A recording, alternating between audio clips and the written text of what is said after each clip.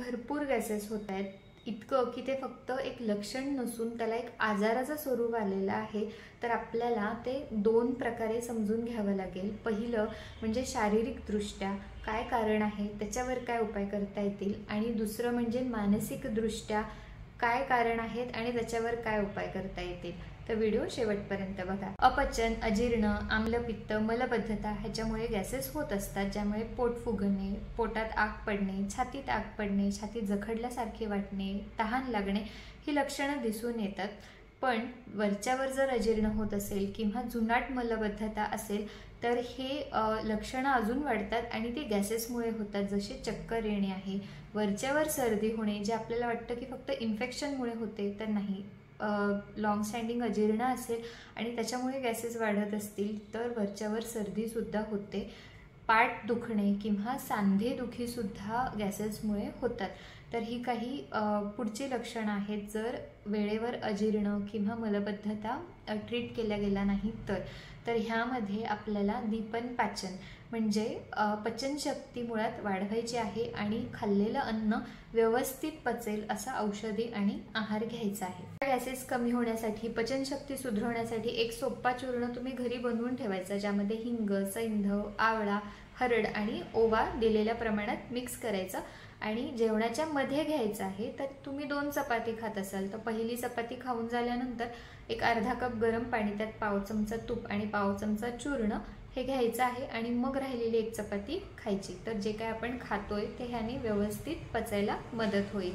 पण जर तुमची जास्त लक्षणं असतील, हे करून सुद्धा जर कमी होत नसेल तर वैद्यांच्या सल्ल्याने तुम्ही बस्ती हे पंचकर्म घेतलं तर जास्त फायदा होईल। धातू आणि वृक्ष पदार्थांचा कमीत कमी वापर करायचा आहे। कडधान्य, डाळी वापरत असताना ते व्यवस्थित शिजवून त्याच्यासोबत तूप आणि हिंग न चुकता घ्यायचं, म्हणजे मग वात वाढणार नाही। त्यातल्या त्यात जे शेंगा प्रकार आहेत, वाल, पावटा, वटाणा, राजमा, छोले ह्याचा कमीत कमी वापर करायचा। रात्री जागरण टाळायचं, दिवसा झोप टाळायची आणि वेळेवर जेवण करायचं। तर एवढे बेसिक गोष्ट केली तरी सुद्धा पचन व्यवस्थित होतं। बाहेरचं खाणं, बेकरीचे पदार्थ हे सुद्धा टाळायचे आहेत। जर मलबद्धता हा प्रॉब्लेम असेल, पोट व्यवस्थित साफ होत नाही, तर त्यावर आपण एक डिटेल व्हिडिओ बनवलेला आहे, तो नक्की बघा। अपचन, मलबद्धता नसताना सुद्धा गॅसेस होत असतील तर तुम्ही कशा पद्धतीने खाता ह्याच्याकडे लक्ष द्या।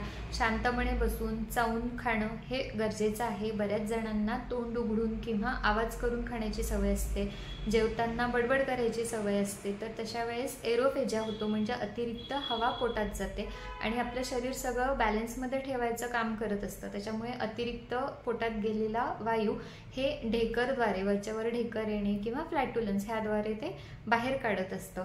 बऱ्याच जणांना पाणी सुद्धा अगदी गटागट तोंड न लावता प्यायची सवय असते, तर ती सुद्धा काळजी घ्यायची। व्यवस्थित खाली बसून ग्लासला, बॉटलला तोंड लावून पाणी पिणं गरजेचं आहे। हे असे आजार आहे ज्यामध्ये गॅसेसचा खूप त्रास होत असतो। त्यामध्ये अल्सर्स आलेत, गॉलस्टोन्स आलेत म्हणजे पित्ताशयाचे खडे, स्वादुपिंडावर सूज असेल, पँक्रियाटायटिस आहे, एच पायलोरीचं इन्फेक्शन असेल, हायटिस हर्निया, GERD, तर ह्यामध्ये वैद्यकीय सल्ला घेणं फार गरजेचं आहे। बऱ्याचदा असं दिसून येतं की जी काही शारीरिक कारणं, लक्षणं आपण बघितली ती नसतात।